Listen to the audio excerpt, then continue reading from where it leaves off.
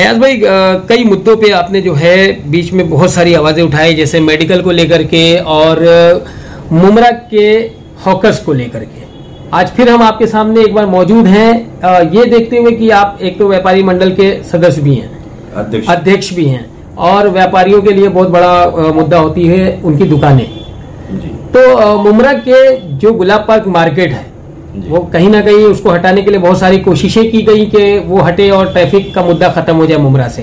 बीच में हमारे ही चैनल के द्वारा माननीय गृह निर्माण मंत्री, पूर्व गृह निर्माण मंत्री जितेंद्र अवाड़ साहब ने ये कहा था कि हमने एमएम वैली में मित्तल ग्राउंड के पास 2 एकड़ जमीन हॉकर्स जोन बनाने के लिए दिया है, और उन्होंने दूसरे ही दिन जो है जेसीबी द्वारा जो है पूरा गुलाब पार्क मार्केट हटवा दिया था। लेकिन उसके ही एक हफ्ते के बाद दोबारा से गुलाब पार्क मार्केट बच गई। क्या लगता है सर, एनसीपी पार्टी के सीनियर लीडर और गृह निर्माण मंत्री होने के बावजूद उनके जो शब्द हैं वो लोगों के लिए जो है नकारात्मक साबित होते जा रहे हैं, क्योंकि उनके जितने भी दिए गए आश्वासन वो कहीं ना कहीं झूठे हो रहे हैं। देखिए, गृह निर्माण मंत्री माननीय जितेंद्र जी अवाड़ साहब जी जो है, उन्होंने अगर कोई चीज का वादा किया है तो यकीनन वो पूरा करेंगे, क्योंकि वजह ये होती है कि अब जो आपने बताया कि हॉकर जोन बनाने की बात, ये हॉकर जोन की मांग हमने बहुत पहले किया हुआ है जी, और रिकॉर्ड पर भी है वो कारपोरेशन के कि हमने पहले ही डिमांड किया। जब मुमरा व्यापारी विकास संगठन का मैं अध्यक्ष होने के नाते हमारी जो संगठना है वो व्यापारियों के लिए भी और हॉकर्स के लिए, दोनों के लिए काम करती है, तो उसी के जरिए हमने हॉकर्स के थ्रू हमने पहले ही इस चीज की डिमांड माननीय गोसावी साहब से किया हुआ है कि एक हॉकर जोन बनाया जाए, एक हॉकर्स की एक मार्केट ऐसी जगह पे बनाई जाए जो रोड अप्रोच टू रोड होनी चाहिए, क्योंकि अंदर या किसी कोने में रखने से मार्केट का वो बात नहीं होगी। फिर उसके बाद क्या होगा कि वो अंदर मार्केट रहने की वजह से लोग रोड पर अपने दुकानें लगाएंगी, उससे फिर वो ट्रैफिक की समस्या होगी। तो उस पीरियड में हमने डिमांड किया था और उन्होंने वादा किया था कि हम जल्दी ही गुलाब पार्क की जो मार्केट है वो मित्तल कंपाउंड में हम शिफ्ट करेंगे, और ये जितेंद्र अवाड़ साहब की भी मांग है और ये वो उस पर वो वर्क भी कर रहे हैं। जहाँ तक मेरा अंदाजा यह है कि इतनी बड़ी जो मित्तल कंपाउंड है इसके अंदर कई रिजर्वेशंस हैं, जैसे प्ले ग्राउंड का रिजर्वेशन है, थिएटर का रिजर्वेशन है, हॉकर्स का रिजर्वेशन है, परिवहन का रिजर्वेशन है, कॉलेज का रिजर्वेशन है। तो इस सारे रिजर्वेशंस को एप्लीकेबल करने के लिए कुछ वक्त लगता है, उस वक्त को लगने के लिए थोड़ा बहुत तो इंतजार लोगों को करना पड़ेगा। अयाज भाई, पिछले 15 सालों की सत्ता में जी आपने अभी बोला कि प्ले ग्राउंड है, कॉलेज है और थिएटर वगैरह है, लेकिन कहीं ना कहीं ये देखने को मिल रहा है कि मित्तल ग्राउंड में जोरों शोर से जो है टीएमसी का प्रोजेक्ट चालू है। तो ऐसे में जमीन बची कहाँ रह जाएगी जो इतना बड़ा प्रोजेक्ट जो है लोगों को दिया जाएगा?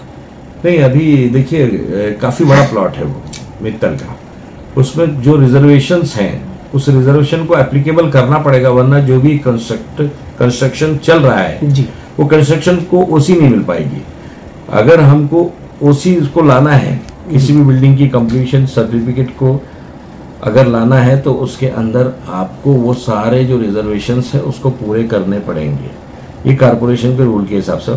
तो आज तो आरटीआई का जमाना है, आप आरटीआई मांग सकते हो, आपको मालूम पड़ जाएगा किसको कितने सैंक्शन हुआ मिला है और कितनी जगह वैकेंट है, कितनी जगह ऑक्यूपाइड होने वाली, कितने पे कंस्ट्रक्शन होने वाला है, ये तो क्लीन कट आपको मालूम पड़ जाएगा। अयाज भाई, जिस तरह से एमएम वैली रोड कौसा से लेकर के मित्तल तक जी जोरों शोर से टीएमसी के प्रोजेक्ट चालू हैं और बहुत बड़ा प्रोजेक्ट बनाने की कोशिश भी किया जा रहा है एमएम वैली को, ऐसी स्थिति में वहां पर जिस तरह से लवर पॉइंट्स बना दिया गया है कि वहां अश्लील हरकतें की जा रही हैं लड़कों के द्वारा और प्रशासन किसी भी तरह का उसके ऊपर ध्यान नहीं दे रहा है, क्या कहेंगे सर?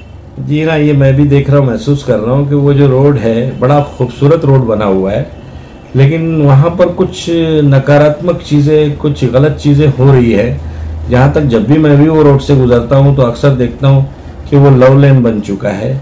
काफ़ी लोग वहाँ पर या तो इश्क लड़ा रहे होते या तो फिर कुछ गलत तरीके के लोग रात में वहाँ पर चरस या जो भी नशे की चीज़ें हैं उसको वहाँ पर लिया करते हैं उस जगह पर। तो ये चीज़ें पर ध्यान देने की ज़रूरत है, एक पुलिस बीट वहाँ पर बनाने की ज़रूरत है।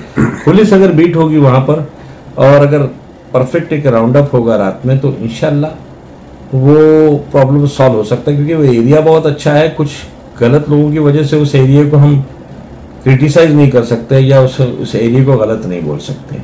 हाँ, इंशाल्लाह इसके लिए मैं माननीय अशोक कटलक साहब से गुजारिश करूंगा कि वहाँ पर बीच में कहीं वो बिट बनाए, ताकि वहाँ के लोगों के आने जाने वालों की भी सिक्योरिटी रहे और कोई गलत काम ना हो सके वहाँ। सर, मुमरा पुलिस को लेकर के एक अहम सवाल यह है कि पिछले महीनों जिस तरह से हर्षद काले की टीम मुमरा के अंदर नशे के ऊपर बुरी तरह से प्रतिबंध लगा रही थी और नशेड़ियों को पकड़ करके रोड पर सरेआम रस्सियों से बांध करके लेके जा रही थी, जिससे नशा कहीं ना कहीं मुमरा का हद से ज्यादा 80% कम हो चुका था। लेकिन वहीं दोबारा जो है हर्षद काले के जाने के बाद और बोरसे मैडम के वापस आने के बाद वही स्थिति पहले जैसी हो गई। जिस तरह से नशा आम रोडों पे चल रहा था, नशेड़ी रोडों पर जो है नशा कर रहे थे और नशे की बिक्री जोरों पर हो गई।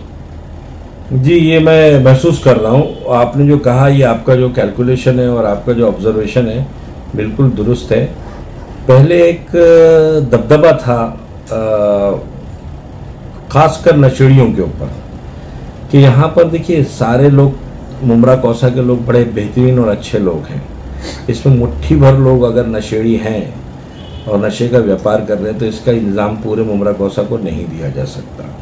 लेकिन हाँ, जो मुट्ठी भर लोग नशेड़ियों को उकसा रहे हैं या नशा यहाँ पर बेच रहे हैं इस मुमरा कौसा के अंदर, उस पर रोक लगाने की ज़रूरत है और ये काम पुलिस प्रशासन का है।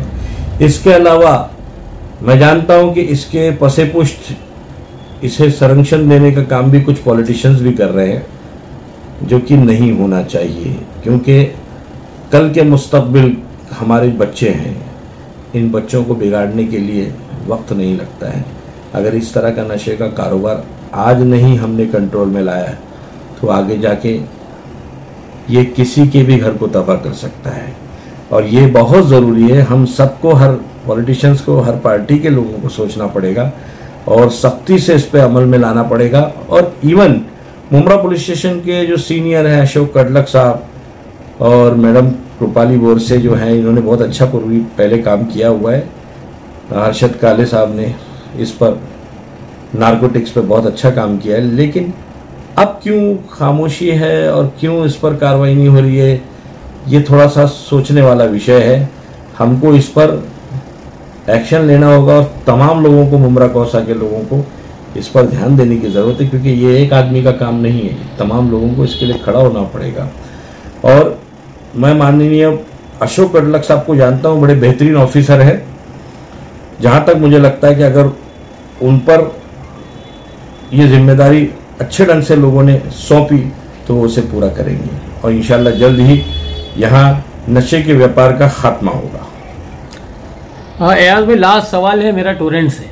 जिस तरह से टोरेंट मुमरा में बदनामी का जड़ होती जा रही है, ये कह के कि टोरेंट के जो आला अफसरान हैं वो सब एनसीपी पार्टियों के ही लोग हैं जो टोरेंट को चला रहे हैं। और बीच में सभा में जो है बीजेपी के जो उप मुख्यमंत्री हैं देवेंद्र फडणवीस, उन्होंने भी जितेंद्र अवाड़ साहब के ऊपर जो है आरोप लगाते हुए ये कहा कि फ्रेंचाइजी मांगने वाले माननीय जितेंद्र अवाड़ साहब हैं, जिनकी वजह से मुमरा के अंदर टोरेंट नामक बिजली की फ्रेंचाइजी यहाँ पर आई है। और टोरेंट ने जो है यहाँ आते ही MSCDL की जो बिल थी और टोरेंट की जो बिल थी वो 2 गुना से 4 गुना बढ़ गई। देखिए, टोरेंट को हटाने के लिए जिस तरह से बड़े बड़े दावे किए गए शमीम खान साहब के द्वारा, जो कलवा मुमरा अध्यक्ष हैं एनसीपी के हम टोरेंट को यहाँ से हटा देंगे, नहीं तो हमारी लाश पर से गुजरना पड़ेगा, वो कहावतें आज भी सोशल मीडिया पर जोरों शोरों से जो है चल रही हैं। देखिए, किसने क्या दावे किए, उससे अच्छा मैं ये कहूँगा कि टोरेंट जो है आज की तारीख में बहुत मुश्किलों के दौर से जो आवाम है वो गुजर रही है टोरेंट की वजह से, मैं जानता हूँ। और टोरेंट जो है इस वक्त मुमरा कौसा के लिए जो है वो नासूर बन चुका है। आम इंसान जो है, जो लाइट बिल भर रहा था 700-800 रुपया, वो आज डायरेक्ट 1500-1600 रुपया बिल आ रहा है। जिसका 1500 बिल आ रहा था वो 3000 बिल आ रहा है।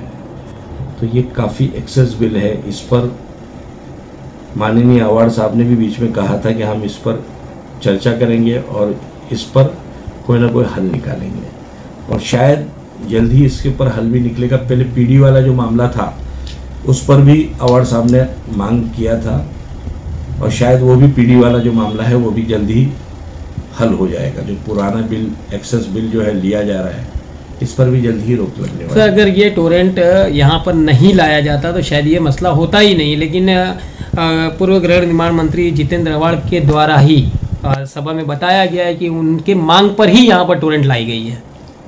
जब उसे हटाना था तो फिर लाया क्यों गया? जी देखिए क्या होता है, अपोजिशन लीडर